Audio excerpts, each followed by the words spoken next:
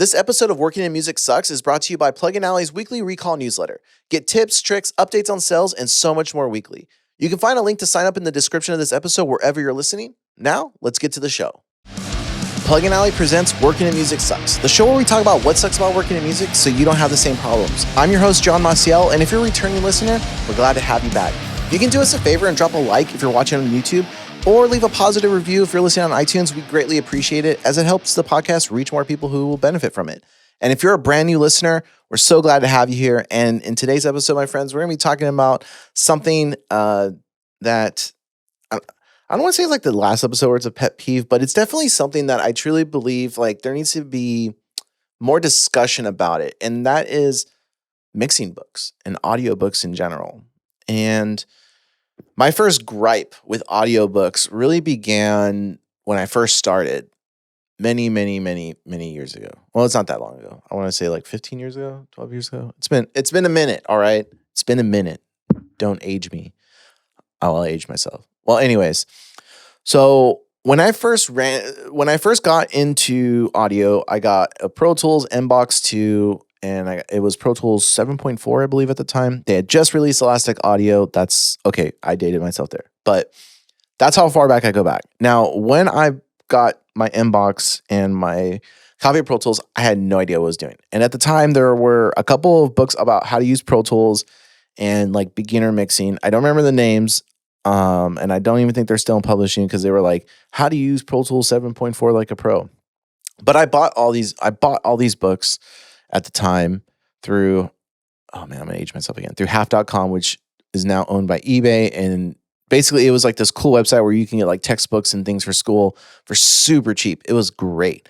And then eBay bought them out and just merged that shop into their shop. So now when you buy books, you never go to half.com anymore. But they used to do video games and movies too. It was great. Anyways, I bought a bunch of books and essentially they were just glorified manuals. Like I remember reading the Pro Tools book and it was just like how to be a more efficient engineer. What does this thing, that thing do? And then when I started reading the manual, it was literally like, oh, so like this person just read the manual and reworded the entire Pro Tools manual and then is selling it. Like, first off, what a nerd. And then I was just like really pissed because I was like, well, the manual, like it's cool to know what these things are, but it's like anything else that you learn in school. It's like if you're not practically using those tools every single day, you're going to forget that thing's there. So it was one of those books that I was just like, man, this is like just not helpful. So I sold it. There was another mixing book that was, man, it was just like such a, I remember even then reading the book and it was like, yeah, when you want to, it would break down like instruments and it was like, yeah, if you want more top end, boost 5K and then an explanation to why you boost 5K, that type of stuff. And it didn't come with any practice files. So it's just like you're reading a theory book without being able to do practical application. And reading these books, I was like, man, audio isn't like other trades and things of that nature. Like it's kind of hard to read about something, but not have material to follow it by. It kind of, eliminates the point of the book, in my opinion. So I read a couple more books. There was the Art of Mixing, The Art of Recording from Mixer Man. I read those books. They were all right. I know a lot of people really like those books, but I honestly, to this day, I've read them at numerous times in my career in both books. I'm like, yeah, I wouldn't call them a Bible, but it's definitely like good stuff, but I don't think it's like anything like life-changing personally. I know it's just like a very opinionated, elitist type material in my opinion. And it's good. Like there are good stories and good philosophies and ways of thinking, but it's just like reading those types of books felt like it's like being lectured to on how to do something when there are so many ways to do music. So it was like really difficult to read those books and be like, oh, this is how you do everything. When in reality, working with so many different genres, it's like, no, it changes constantly. And it really depends on what's coming in front of you. So read these books, and then I decided to go to audio school. And guess what? In audio school, every class had a damn book. And again, found myself in the same predicament of reading these books, going through the class. And again, it was just like theory stuff. But with audio school, there was a little bit of lab time, so I could apply what I was reading. But it was so counterintuitive to like make a note, write it down, remember this page of the book, go try to implement it, and then go get your book and try it again. It was like the opposite of just figuring it out, and it was really frustrating. I eventually was like, I don't give a shit about audiobooks. I'm just done with them at this point. Like, I just need to trial by fire this because this is the only way to learn audio. And throughout the years, more and more books have come out. And I've read, I don't think, every time I go on Amazon to look at new audiobooks, I'm like, I've read that one, that one was okay, that one was garbage. But I see like these high reviews, and I'm like, how are these people reading these books and giving such grave reviews? Like, I want to go listen to your mixes and I want to listen to your recordings because this stuff, like, how did you remember to apply this? It was just like, just because the book says this is how you do something, until it's so difficult with audio with a lot of these theory books out there, because it's like what you're capturing is so much is based on the performer and how they're hitting the strings on the guitar or the bass, how they're hitting the drums, how they're holding the drums. Are you skilled enough and in tune enough to know that, like, if they move their hand just a little bit, they're going to get an even better performance from their guitar playing, like the nuances and everything. There's so many nuances in recording music that until you actually like record yourself or people and you get that experience, reading it in a book is kind of pointless. Like, it's like a recipe, right? For cooking. It's like, yeah, you can read all the ingredients that you need, but until you actually like taste it and see what it's like, you won't actually know. Because even when you buy like cinnamon from 5 different companies, it's cinnamon, but depending on where they got the cinnamon, each cinnamon is going to taste a little bit different. They're not going to all taste the same. And just like with coffee, like, yeah, they're technically all roast. You can have all medium roast coffees from 10 different companies, and they're all going to taste slightly different because of where they got the beans and the process. And it's the same thing when it comes to music. But putting it into a textbook form, it kind of like eliminates a lot of like the actual practical application of it. So it's really frustrating when I see reviews. I'm like, yeah, no, like none of this stuff is good.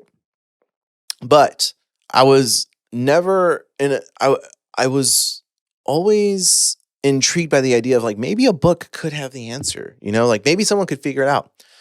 And as the years have gone on, more and more books get released, and I'm so exhausted with them. But there's a glimmer of hope, because there are 2 books that I know of that actually were helpful, extremely, extremely helpful, that I do believe are good reads. So it's not all bad, all right? And the only reason I like these books is one of them isn't just theory. You actually can get music files. And when I discovered this book and I read through it, it was written in such a practical way. It was a very easy read. And then there was a link to a website to allow you to download multi-tracks to practice. And that's where I got a lot of practice files and was practicing the things in this book. And it got me from one level to the next level. I wouldn't say that my mixing drastically changed, but my understanding of fundamental concepts drastically changed, if that makes sense. So a better way to explain it is like, I knew how to go buy the ingredients to make brownies or to make a cake. I knew I needed eggs, flour, sugar, et cetera, et cetera. And I knew how to now add those ingredients into a bowl, stir them up, and make a cake. Now, whether or not that cake came out looking nice or not is a whole separate conversation, but I was able to make a cake. And this book really helped put a lot of those ingredients into a better perspective.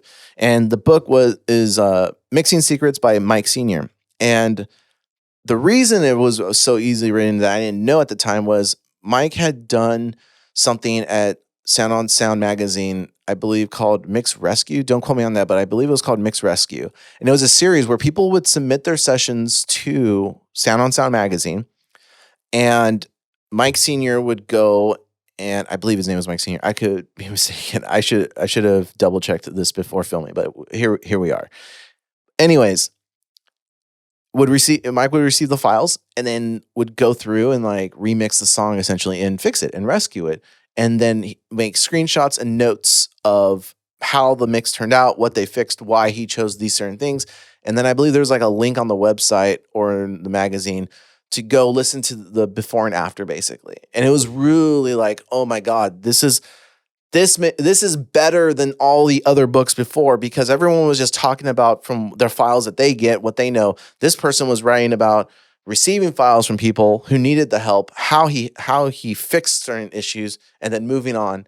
And then this book was basically a career's worth of knowledge of things that people commonly make mistakes on within their own mixes and how to fix them, why you use these certain tools. But here's a website that I have that has like hundreds of multi-tracks for you to download and use for free for practice.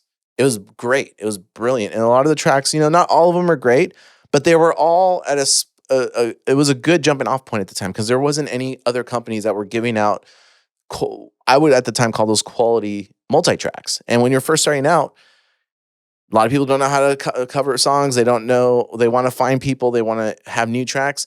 No one was giving out multi-tracks. And even to this day, it's very hard. Like, no one gives out multi-tracks. It's like you have to either have a subscription or buy something, but no one's making like quality multi-tracks because it takes work. It takes time. But it was really cool. You go on this website, and because I can practically do what was in the book, and I think in the book there was also some of the sessions that he was doing stuff too, were sessions you can download off the website, if I remember correctly. I could be remembering incorrectly, but it was awesome. It was fantastic. And it's one of those books that I truly believe everyone who's in audio engineering should just have, or they're trying to be a mixer, should have this book. I think it's like a staple. And the next book is one that I don't want to say it's theory based, because it's not. It's just the person who wrote it truly understands how to make a great mix and how to make a great master. And they were able to figure out a way to write a book on like, hey, these are frequencies that you want to pay attention to, and this is why you make these type of EQ moves. Here are dynamics and why. But it was actual information coming again from somebody who practically was mixing music, whereas I think the other books are always, for the most part, written by people who I think are more teachers, and they're just talking from things that they've known over the years, but they're not actively in it. And the book I'm talking about is The Systematic Mixing Guide from Ermin Hamadovic. He's done a lot of big records, and Ermin's a really good educator, and because he's done it himself and he's mixed so many records and he's mastered so many records in his career, the way he is able to break down the things that he sees people get most commonly wrong and then put them in a book. So he's right, because he's helped other mixers make their mixes better so he can master them better. And he's done a lot of like coaching. He understands how to teach people that he sees commonalities in people's mistakes and is able to help correct them within this book, which is fantastic and what I want out of an audiobook. Whereas other people are like, here is my process on how I do audio. But it's like, cool, I'm not getting the same tracks that you're getting. I'm not getting the same performers that you're getting. So a lot of what you're telling me is irrelevant. Whereas this person is like, hey, here are common things that I see from like 100 different mixers sent me their mixes. And these are the commonalities and what they get wrong, why they get it wrong. Here are the frequencies you want to pay attention to, because this is my experience and what I fix the most often. And here's how you compress certain things for this reason. And it's the same thing as the other book. So these two books, if you have not read them, if you don't own them, the Systematic Mixing Guide is one that you will have to Google, and then you can buy the ebook or a physical copy on the website. I cannot recommend that either one of these books and Mixing Secrets enough. Those two books are so fantastic, and they really helped shape me as a mixer and as an engineer. I cannot recommend them enough. So all the other books that you've had on audio and you've read them and you're like, but my mixes still don't sound as great as I want, or my productions still don't sound as great as I want. Well, I got two right there. And and I'm curious, if you have read them, what were your results? Like, I would love to hear what your results are on these books, or if there's any other production books. I'll be honest, I haven't really looked up any production books in the past like 6 to 8 months. Maybe for the new year, I'll look up some more production books to see if I can find anything new, to see if there's anything out there that I haven't read that might be interesting. And maybe next year when I do another version of this episode, I have another book to add on the list. But hopefully you found this episode helpful. Hopefully I saved you time with not reading terrible audiobooks, and I give you got these 2 strong recommendations. And if you found this episode helpful, if you don't mind sharing this with a friend who can also benefit from this episode, I would really appreciate that. And if you'd like to continue this conversation, there is a link to the Plug-in Alley Discord server in the description wherever you're listening or watching this podcast. And until next time, remember, working in music sucks, but with what we talked about in this episode today, it doesn't have to. Until next time, friends.